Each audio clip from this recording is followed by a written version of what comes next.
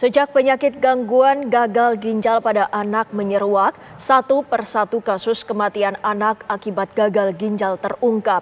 Di Tondano, Minahasa, Sulawesi Utara, dan Depok, Jawa Barat, 2 balita perempuan meninggal dunia akibat penyakit tersebut.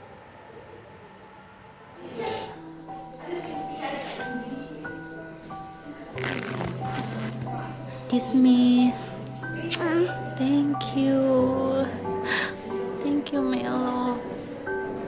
Melo. Siren Melody Mamonto, balita cantik berusia 2 tahun 7 bulan asal Kelurahan Koya, Kecamatan Tondano Selatan, Kabupaten Minahasa, Sulawesi Utara, meninggal dunia akibat gagal ginjal akut pada 31 Juli 2022 lalu. Ibu korban Kuriloho menceritakan awalnya Melody mengalami demam tinggi. Atas petunjuk dokter diberikan obat parasetamol sirup. Namun panas yang diderita Melody tak kunjung sembuh walau pihak keluarga telah memberikan obat sirup tersebut setiap 4 jam sekali sesuai takaran dan petunjuk dari dokter. Pihak keluarga akhirnya memutuskan untuk membawa Melody ke Rumah Sakit Samratulangi Tondano. Setelah kurang lebih 4 hari dirawat di Rumah Sakit Samratulangi Tondano, Melody dirujuk ke Rumah Sakit Profesor Kandau, Manado.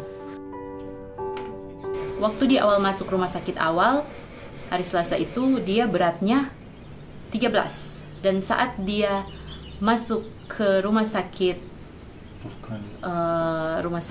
rujukan, itu beratnya sudah jadi 16,5. Dalam 3 hari ada peningkatan ada peningkatan sekitar 3,5 kilo.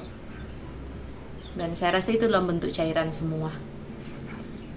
Mereka sudah memberikan furosemid, tapi kencingnya tetap tidak keluar dari ruang UGD anak. Setelah itu dipindahkan ke ruang PICU dan Melody meninggal keesokan harinya di situ. Itu vonis dokter apa, Bu? Jadi dia dirujuk gagal ginjal akut. Sementara di Depok, Jawa Barat, Askiara Anindita Nuha, balita putri berusia 3 tahun 8 bulan meninggal dunia pada 16 September lalu setelah divonis mengidap gagal ginjal akut. Saat ditemui di rumahnya, Ibunda Askiara menyampaikan bahwa sebelum dibawa ke rumah sakit, putri sulungnya itu mengalami muntah-muntah setelah minum obat flu sirup. Minum apapun yang masuk ke dalam perut anak saya itu muntah lagi. Pas paginya, alhamdulillah dokter anak saya itu periksa kontrol visit lah gitu. Di situ dia tanya, di mana anaknya? Saya bilang masih muntah-muntah. Terus untuknya pas saya buka pampasnya itu pas ada dokternya, oh dok, anak saya masih gak pipis juga. Saya bilang gitu kan, oh anak ibu gak pipis dari kapan? Saya bilang dari kemarin, dari pas muntah-muntah. Oh ya Allah ibu, katanya kami akan melakukan pengecekan secara ini ya Bu, katanya gitu. Soalnya ini belum dicek, tapi dokter bilang ini soalnya takut anak ibu gagal ginjal gitu kan. Di situ saya merasa hancur gitu kan. Udah gitu langsung cek segala macam, betul keluarlah hasil lab anak saya. Betul anak saya itu mengidap gagal ginjal akut yang divonis waktu itu kalau nggak salah stadium 3. Dari Tondano, Minahasa, dan Depok, Jawa Barat, Marwan Dias Aswan, Meli Kasna, TV One mengabarkan.